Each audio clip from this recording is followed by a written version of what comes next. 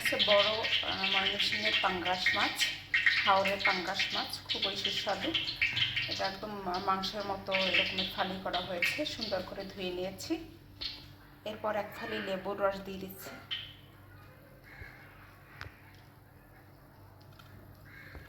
এরপর দিয়ে দিচ্ছি লবণ। এরপর দিলাম হলুদ এবং মরিচ। তারপরে ভাবে একটু ঝাঁকিয়ে মেখে নিতে হবে।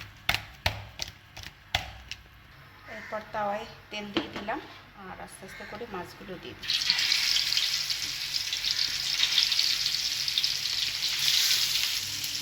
মাছগুলো দিয়ে দিলাম, এক পাশ হয়ে গেলে আর এক পাশ উল্টে দিচ্ছি।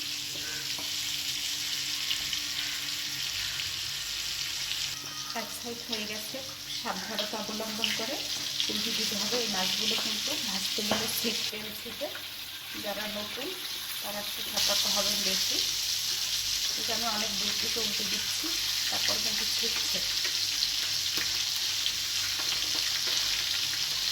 কিন্তু ওই যখন হলুদ মরিচ মাখিয়েছিলাম একটু পানি দেখিনি, তারপর কেন মাছগুলো ছেটে আমার ঠিক জানা নেই। ভালো করে উল্টে দিতে হবে, সাবধানতা অবলম্বন করে।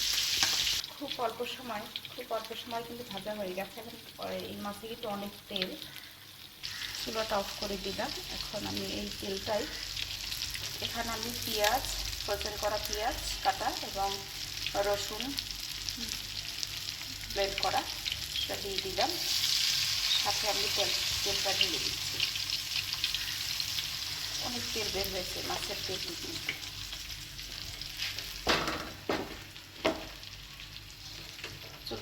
চুলাটা ধরিয়ে দিচ্ছি।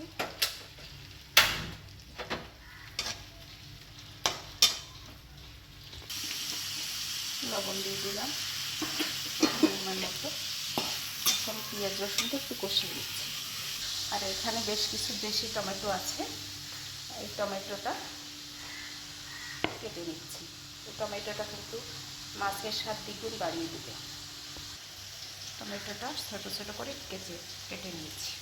এটাকে আমার পেঁয়াজ রসুন লবণ দিয়ে কষানো শেষ।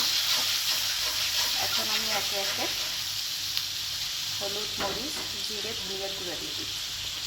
মরিচের গুঁড়ো দিয়ে দিলাম, হলুদ দিয়ে দিলাম, জিরের গুঁড়ো দিলাম, ধনে গুঁড়ো দিয়ে দিলাম। জিরে গুঁড়ো, ধনে গুঁড়ো দিয়ে আমি কিন্তু এখন পর্যন্ত কোনো পানি মিক্স করি, কষে দিচ্ছি।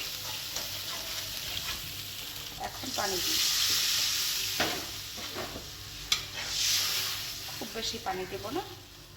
পানিটা ফুটে উঠলে মাছগুলো দিয়ে দেব।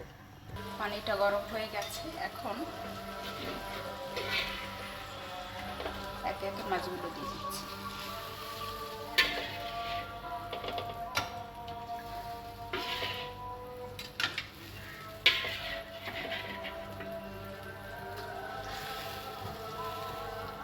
মাছগুলো দিয়ে টমেটোটা দিয়ে দিচ্ছি। এভাবে রান্না করলে টমেটো দিয়ে মাছের স্বাদ দ্বিগুণ বেড়ে যাবে। আমার সাউদামণি খুব একটা পছন্দ করে না মাছ, কিন্তু এইভাবে রান্না করলে সে খুব পছন্দ করে এবং খেতে চায়। দিয়ে দিলাম, দিয়ে দিচ্ছি ফ্রোজেন করা ধনে পাতা দিয়ে ঢাকনা দিয়ে দেব। ঢাকনা দিয়ে দিচ্ছি। মাখা মাখা হয়ে গেলে চুলাটা অফ করে দেব। চুলাটা অফ করে দিলাম। এভাবে একটু ঝোল ঝোল মাখা মাখা রাখবো।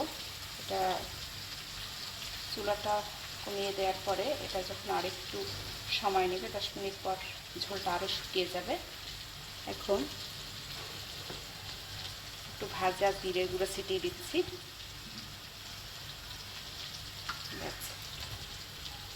হয়ে গেল আমার টমেটো দিয়ে বড় পাঙ্গাস মাছের ঝোল। সেই টেস্ট, আপনারাও রেসিপিটি ট্রাই করতে পারেন।